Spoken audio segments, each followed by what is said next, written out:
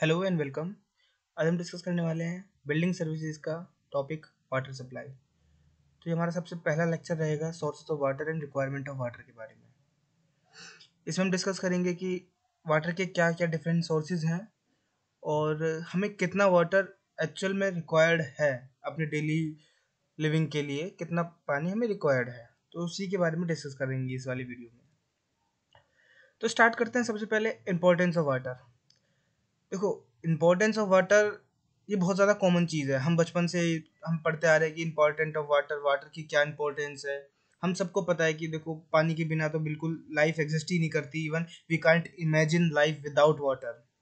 तो इस चीज़ पे कोई डिस्कस कर ही नहीं सकता कि इम्पोर्टेंस कितनी है हमारी ज़िंदगी में वाटर की। तो ये एक बहुत ज़्यादा बेसिक सी पॉइंट है कि सबको पता है कि पानी भाई बहुत ज़्यादा ज़रूरत है हमारी लाइफ के लिए। तो इस चीज़ को हम स्किप करते हैं और मैं मान के चलता हूँ कि सभी को पता ही है ये खैर इम्पोर्टेंस ऑफ वाटर क्या है हमारी लाइफ में। ह्यूमन बॉडी है 2/3 वाटर से बना हुआ है। हमारी सारी एसेंशियल लाइफ के लिए ज़रूरत है वाटर और एयर। ये सारी ह्यूमन बेसिक नीड है वाटर। तो वाटर के ऊपर कोई हम डिस्कस कर ही नहीं सकते कि भाई कितना इम्पोर्टेंट है वाटर। तो इसीलिए हम नेक्स्ट आगे बढ़ते हैं इम्पोर्टेंस ऑफ वाटर को आगे छोड़ के कि कंपोनेंट्स ऑफ वाटर सप्लाई। तो ये हमारा एक मेन टॉपिक है, कंपोनेंट ऑफ वाटर सप्लाई। हमारे घर तक जो वाटर सप्लाई हो रहा है उसमें क्या मेन कंपोनेंट्स हैं। तो 4 मेन कंपोनेंट्स हैं ये। तो इन्हीं 4 कंपोनेंट्स के बारे में डिस्कस करेंगे। सबसे पहले रहेगा सोर्सेज ऑफ वाटर। हमारे घर तक पानी आने के लिए, वाटर आने के लिए एक सोर्स होना चाहिए। उस सोर्स से हम वाटर को डिस्ट्रीब्यूट करेंगे। तो distribution is the last point कि हम, हमारा सोर्स है वाटर का, हमने उसको वहां से डिस्ट्रीब्यूट कर दिया अपने घर तक। तो इसी के बीच में एक सेकेंड पॉइंट है इनटेक। यानी कि जैसे कि कोई सोर्स ऑफ वाटर है, हम वाटर का सोर्स मान के चलते हैं रिवर। तो रिवर से हमें वाटर मिल गया तो एक सोर्स ऑफ वाटर हो गया रिवर। तो रिवर से डिस्ट्रीब्यूट करना हमें वाटर घर तक। तो इसको, इसके लिए सबसे पहले हमें इनटेक करना पड़ेगा वाटर को। यानी कि वाटर को वहां से लेना पड़ेगा, इनटेक करना पड़ेगा। फिर उसको ट्रीट करना पड़ेगा। ट्रीटमेंट ऑफ वाटर यानी कि हम डायरेक्टली वाटर को यूज नहीं कर सकते, as water may be contaminated. क्योंकि ओपन एक रिवर एक ओपन सोर्स ऑफ वाटर है, क्लोज्ड नहीं है रिवर। तो ये ट्रीटमेंट करना पड़ेगा हमें पानी का, ताकि कंटामिनेशन हम रिमूव कर सके और एक healthy and pure drinking water हम सप्लाई कर सके हाउस होल्ड लिविंग में। लेकिन ये प्रोसेस इतना सिंपल नहीं है, इसी को थोड़ा सा डिस्कस करते हैं डिटेल में। तो सबसे पहले बात करते हैं सोर्स ऑफ वाटर की। देखो, मेन 2 सोर्स होते हैं वाटर के, सरफेस वाटर और सब सरफेस वाटर। सरफेस वाटर का मतलब जो अर्थ के सरफेस के ऊपर हमें मिलता है, यानी कि रिवर हो गया, पॉन्ड हो गया, ग्लेशियर हो गया। तो ये सारे सोर्स ऑफ फ्रेश वाटर हैं जो कि सरफेस वाटर हैं। वही सब सरफेस वाटर है जो अंडरग्राउंड वाटर है। जितना भी वाटर अंडरग्राउंड है वो सारा सब सरफेस वाटर है। तो ये ही 2 मेन सोर्स ऑफ वाटर हैं हमारे पास। देखो, ये है water supply scheme. Sources of water को बताता है, सरफेस वाटर और सब सरफेस वाटर। सरफेस वाटर में बहुत ज़्यादा हमारे पास सोर्सेज रहते हैं, जैसे कि पॉन्ड्स हो गया, लेक्स हो गए, ये हमारे पास रहते हैं सरफेस वाटर में। इसके बाद रिवर्स और स्ट्रीम्स और जो छोटी छोटी ब्रूक्स जो रिवर्स की रहती हैं, तो वो भी सरफेस वाटर है। एक इनपाउंडिंग रेजर्वियर्स। तो रेजर्वियर जैसे कि हम बना लेते हैं डैम्स। ये डैम्स बनाने के साइड में एक रेजर्वियर हम प्रोवाइड करते हैं ताकि जो वाटर वहाँ पे स्टोर कर सके, और उस वाटर को हम कैनाल्स के थ्रू इरिगेशन के लिए सप्लाई कर सकें। तो ये रेजर्वियर्स होते हैं, इनपाउंडिंग रेजर्वियर्स। वहीं सब सरफेस सोर्सेज में स्प्रिंग्स और वेल्स, जैसे हॉट वाटर स्प्रिंग्स होता है कहीं कहीं जगह पर, मेनली माउंटेन रीजन में hot water spring automatically naturally आती है ज़मीन के अंदर से पानी। वेल्स है, हम वेल्स को डिग करते हैं। तो वेल्स में भी कई टाइप के वेल्स हैं, जैसे कि एस्ट्रियंस वेल्स, डग वेल्स, ड्रिवन वेल्स और ट्यूबवेल। ट्यूबवेल तो सबको आई थिंक पता ही होगा, जो कॉमनली इरिगेशन में यूज़ करते हैं। एस्ट्रियन वेल्स, आप इसको, ये होता है एक्वेफियर्स। एक्वेफियर्स क्या होता है, जो बेड, रॉक बेड है, जैसे कि ये सरफेस ऑफ अर्थ है, इसके नीचे सॉइल रहेगी हमारे कुछ कुछ डेप्थ तक सॉइल रहेगी। इसके बाद एक हार्ड रॉक लेयर आ जाती है, ये हार्ड रॉक लेयर है। इस हार्ड रॉक लेयर के नीचे एक वाटर प्रोवाइड रहता है, और फिर उस वाटर के नीचे भी वो हार्ड रॉक लेयर रहती है। तो दो हार्ड रॉक लेयर के बीच में जो वाटर प्रोवाइड रहता है, मैं कलर चेंज करके बताता हूँ। तो ये ब्लू वाला साफ पानी है, ये वाटर है। तो ये जो वाटर है ये एक्वाफियर्स है। तो एक्वाफियर्स को डिग करने के लिए हमें यहाँ पे हम पाइपलाइन प्रोवाइड करते हैं, और यहाँ से हम पानी को सक आउट कर लेते हैं। तो ये एस्ट्रियन वेल्स हैं जो कि बहुत लार्ज स्केल पर रहता है। डग वेल्स जो नॉर्मली हम वेल्स को खोदते हैं, पुराने टाइम में ये यूज़ किया करते थे, बहुत कॉमन वेल है। ड्रिवन वेल, ये मोटराइज्ड डग वेल को पंप आउट करके वाटर निकालना। और ट्यूब वेल भी सेम उसी का प्रोसेस है। इनफिल्ट्रेशन गैलरीज और इनफिल्ट्रेशन वेल्स, ये भी सेम अंडरग्राउंड वाटर को ही सक करने के डिफरेंट डिफरेंट मेथड्स हैं। डीप डिस्कशन, आप इसको गूगल पे सर्च करना, एक इमेज आपको मिलेगी, तो उसमें आपको समझ में आएगा कि इन दोनों में ज़्यादा डिफरेंस नहीं कह सकते, कि क्योंकि जो मेन प्रोसेस है वो यही है कि अंडरग्राउंड वाटर को डिफरेंट डिफरेंट मेथड से हमें सरफेस पे लाना है, और जो सरफेस वाटर है वो ऑलरेडी सरफेस पर है। तो जो सब सरफेशियन वाटर्स रहता है उनको हमें एक मैकेनिकल प्रोसेस से अंडरग्राउंड से सक करके ग्राउंड पर लाना पड़ता है, और उसके बाद उसको डिस्ट्रीब्यूट करना पड़ता है। तो ये शैलो ट्यूब वेल्स और डीप ट्यूब वेल्स, ये डिपेंड करता है वाटर लेवल पे। जहाँ पे वाटर लेवल अगर बहुत ज़्यादा डीप है तो डीप ट्यूब वेल्स हमें प्रोवाइड करने पड़ेंगे, और शैलो ट्यूब वेल जहाँ पे वाटर लेवल थोड़ा सा ऊपर की तरफ है तो वहाँ पे शैलो ट्यूब वेल से भी वर्कआउट हो सकती हैं चीज़ें वहाँ पर। इसी के बाद नेक्स्ट प्रोसेस है इनटेक वर्क। अगर हमने वहाँ पे water source of water identify कर लिया है, अब उस सोर्स ऑफ वाटर को हमें ट्रीटमेंट प्लांट तक लेके जाना पड़ेगा। जैसे कि मैं पहले बता चुका हूँ कि जितने भी ये प्रोसेस रहते हैं वाटर डग आउट करने के साथ, इनमें बहुत सारी इम्प्योरिटीज ऐड हो जाती हैं। हालांकि हम जो अंडरग्राउंड वाटर रहता है वो बहुत ज़्यादा प्योर होता है, हम उसे डायरेक्ट यूज़ कर सकते हैं, लेकिन जो प्रोसेस होता है उसको सक आउट करने में, तो उसमें बहुत सारी इम्प्योरिटीज़ ऐड हो जाती हैं। तो उन इम्प्योरिटीज़ को रिमूव करने के लिए एक हमें ट्रीटमेंट प्रोसेस चाहिए, जिसमें क्या सारी इम्प्योरिटीज़ रिमूव हो जाएंगी, और हमें एक fresh and filtered water residential home तक या फिर इंडस्ट्रियल यूज़ के लिए हम सप्लाई कर सकते हैं। वहीं ये तो बात हुई सब सरफेशियन वाटर की। सरफेस वाटर जो क्या ओपनली खुले हुए वाटर्स हैं, रिवर्स है, पॉन्ड्स हैं, लेक्स हैं, ये सारे ओपन वाटर, एयर में वाटर है, तो एयर से कंटेमिनेशन बिल्कुल हो सकता है इसमें।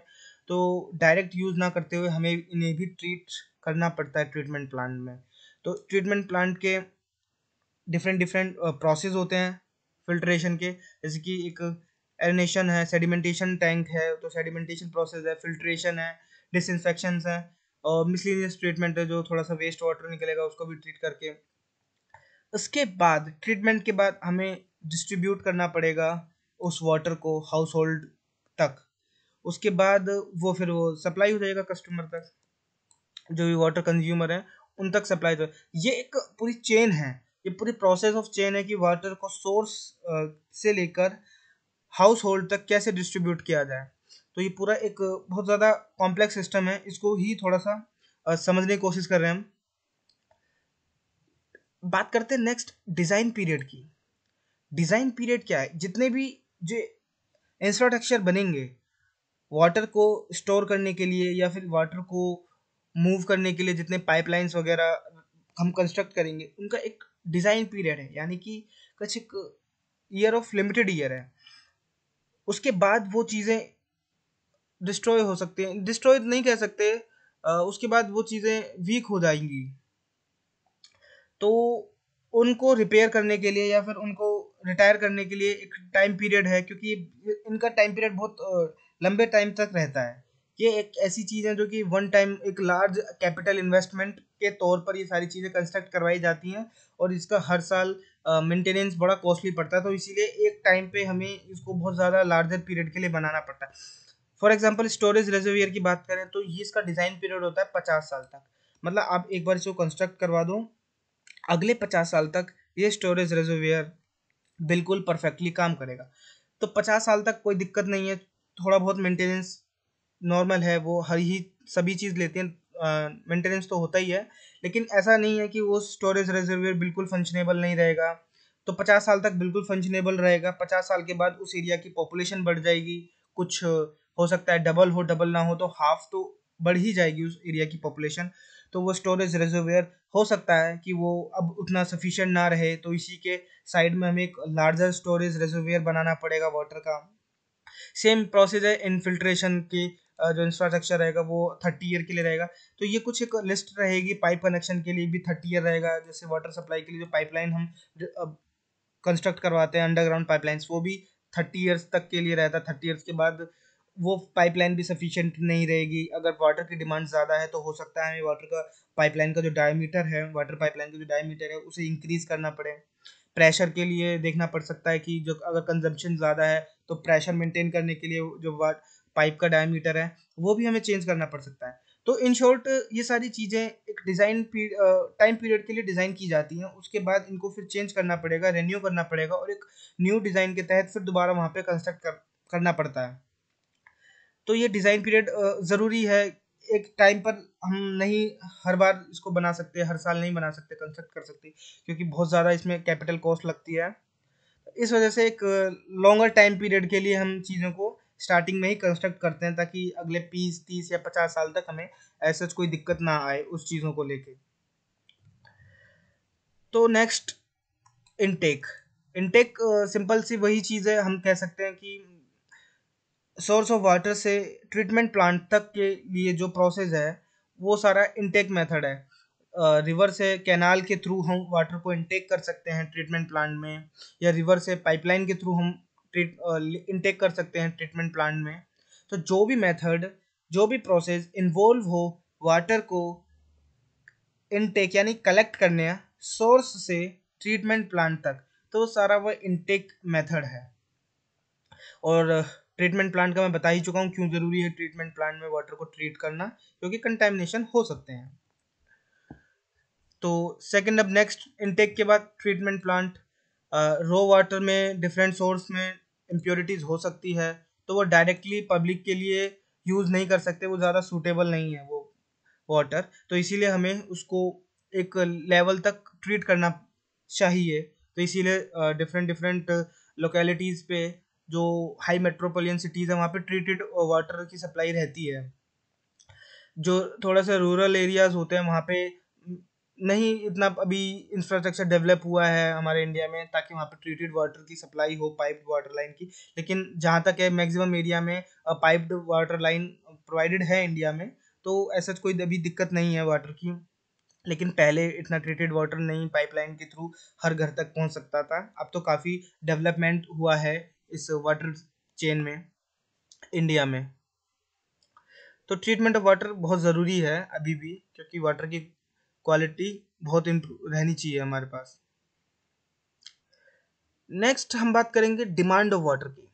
देखो, हमने सोर्स से वाटर कलेक्ट कर लिया, हमने उसको ट्रीटमेंट प्लांट तक भी डिस्ट्रीब्यूट कर दिया, ट्रीटमेंट प्लांट में उसको ट्रीट भी कर लिया, अब वो एकदम कंजम्पशन के लिए बिल्कुल हेल्दी एंड प्योर है। लेकिन एक मेन जो पॉइंट आता है कि आपको कितने वाटर की डिमांड है, उसी हिसाब से तो आपको डिस्ट्रीब्यूशन मिलेगा ना वाटर का। अगर आपको डिमांड है ज़्यादा वाटर की और आपको सप्लाई हो रही है कम वाटर, तो ये तो बिल्कुल फेयर नहीं रहा। या फिर आपको डिमांड है बहुत कम वाटर की और लेकिन आपको बहुत ज़्यादा वाटर मिल रहा है, तो हो सकता है जो आपको एक्सेस अमाउंट ऑफ वाटर मिल रहा है वो कहीं कम पड़ रहा हो।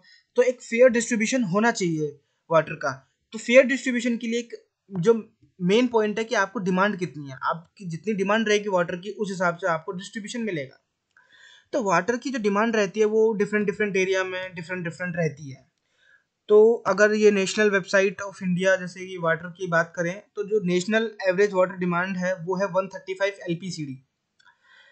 135 LPCD। तो LPCD का क्या मतलब हुआ?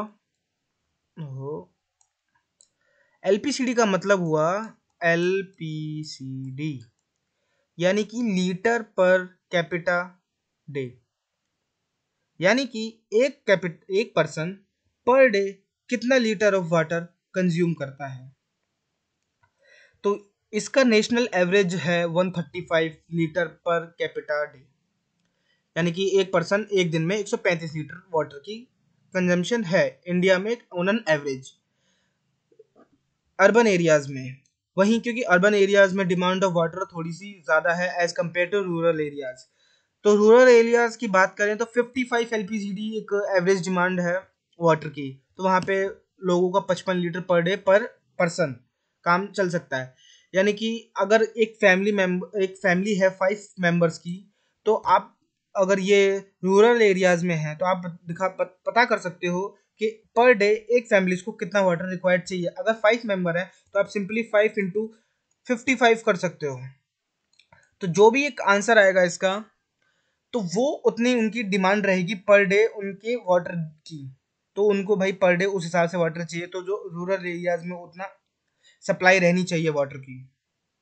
तो ये हमारा एक नेशनल हमारे पास डेटा है। अगर कोई भी नई सिटी प्लान करते हैं तो उसमें वाटर कंजम्पशन को अगर हम कैलकुलेट करते हैं तो एलपीसीडी के तहत उसे कैलकुलेट करना चाहिए। जैसे कि इस केस में 275 लीटर पर डे का एक कैलकुलेशन आती है कि 275 लीटर पर डे इस एरिया में पानी पर डे चाहिए इस घर को। ऐसे ही अगर 135 एलपीसीडी की बात करें ये रूरल एरियाज में, और हमारा नेशनल फैमिली एवरेज साइज है वो 5.5 के अराउंड है। यानी कि अगर हम 5.5 मेंबर की बात करें पर फैमिली, तो 5.5 इंटू 135 अर्बन एरियाज में, यानी कि 742.5 एक पर डे पर फैमिली एवरेज वाटर कंजम्पशन है rural areas, sorry urban areas में। वही 275 लीटर अगर ये रूरल एरियाज में अगर 5 मेंबर की फैमिली है तो देखो ये डिपेंड करता है ज्योग्राफिकल लोकेशन पर, या डिपेंड करता है मंथ पर। जैसे कि अगर समर सीजन की बात करें, समर सीजन में वाटर की जो डिमांड है वो एकदम पीक पे रहती है पूरी ईयर में।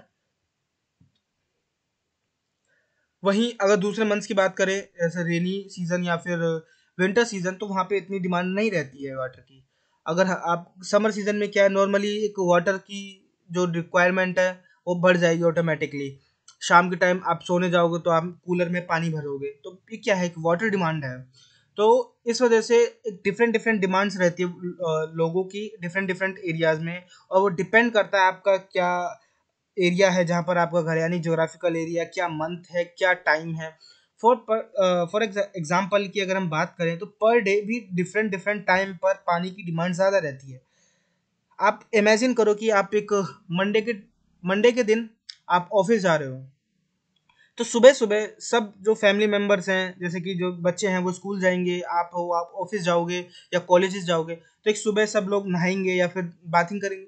तो जितने भी एक्टिविटीज़ है सुबह के टाइम की जो वाटर डिमांड है वो ज़्यादा है। वहीं एक आफ्टरनून्स की बात करें, दोपहर में इतना वाटर सब रिक्वायरमेंट नहीं रहता है क्योंकि ज़्यादा कोई पानी की खपत रहेगी नहीं घर में।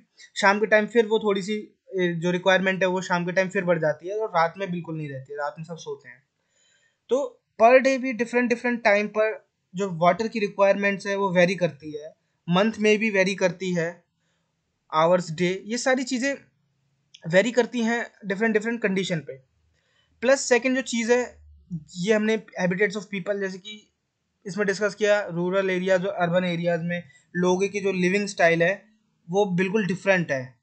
रूरल एरियाज में वो ज़्यादा पानी का वेस्टेज नहीं करते हैं लोग बाग, ऐसा देखा गया है। जो अर्बन एरियाज में वहाँ पे भाई पानी का वेस्टेज बहुत है, अपनी 4 व्हीलर कार को धोने लग रहे हैं पानी से, तो एक तरह से वेस्टेज ऑफ वाटर है। एक्चुअली अर्बन एरियाज में ज़्यादा है और रूरल एरियाज में नहीं है। प्लस क्लाइमेटिक कंडीशंस भी हैं इस चीज़ को देखने के लिए, जो क्लाइमेटिक कंडीशंस हैं वहाँ पे पानी की डिमांड ज़्यादा है और पानी की डिमांड कम है वहाँ पर। जैसे कि नेचुरली वाटर अगर रेन होता है तो हालांकि इतना पानी की ज़रूरत नहीं पड़ती है उन्हें इरिगेशन वगैरह में। जैसे रूरल एरियाज में अगर अगर रेनफॉल अच्छा है उस पर्टिकुलर सीजन में, तो जो डिपेंडेंसी है उनकी वाटर पर, सप्लाइड वाटर पर, वो रिड्यूस हो जाएगी ऑटोमेटिकली क्योंकि वहाँ पे भाई रेन ज़्यादा हुई है। तो इन शॉर्ट क्लाइमेटिक कंडीशन भी वेरी करती है।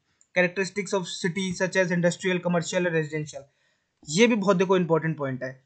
अगर सिटी में इंडस्ट्रीज है और कमर्शियल एरियाज तो खैर सभी सिटीज़ में रहते हैं, तो वहाँ पे जो ओवरऑल सिटीज़ की डिमांड है वो वाटर की डिमांड है वो इंक्रीज हो जाएगी।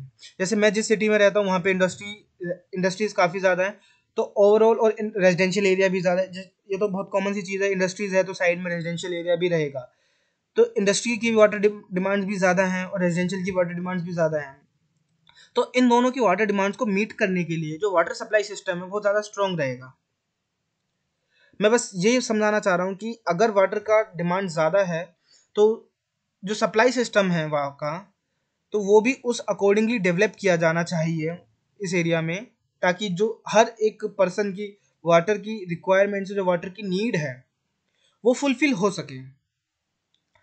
तो सप्लाई ऑफ वाटर को इस्टेब्लिश करते टाइम हमें बहुत सारे फैक्टर्स को वर्कआउट करना पड़ता है, चीज़ों को पॉइंट आउट करनी पड़ती है कि क्या ऐसी चीज़ें हैं, क्या ऐसे पॉइंट्स हैं जो अफेक्ट कर सकते हैं वाटर सप्लाई सिस्टम को। तो एक अब हम नेक्स्ट वीडियो में बात करेंगे कि ट्रीटमेंट प्लांट से घर तक वाटर को कैसे डिस्ट्रीब्यूट किया जाता है, क्या डिस्ट्रीब्यूशन मेथड्स हैं। बहुत सारे डिस्ट्रीब्यूशन मेथड्स हैं, और जो पाइपलाइन के लिए जो पाइपलाइन कंस्ट्रक्शन के भी डिफरेंट मेथड्स हैं, तो उसके लिए एक सेपरेट मैं वीडियो बनाऊंगा। अगर इसी वीडियो में ऐड करता तो ये वीडियो बहुत थोड़ी लेंदी हो जाती, तो इसके लिए एक सेपरेट वीडियो रहेगी। मैं उम्मीद करता हूँ कि जल्दी ही मैं उस वीडियो को अपलोड कर दूँ। तो अभी के लिए मैंने सोर्सेस ऑफ वाटर डिस्कस किया और रिक्वायरमेंट ऑफ वाटर। तो अगर इन किसी चीज़ में आपको कोई डाउट हो तो कमेंट सेक्शन में लिख सकते हैं। मैं उम्मीद करता हूँ आपको ये पॉइंट क्लियर हुआ होगा, समझ में आया होगा। Thank you.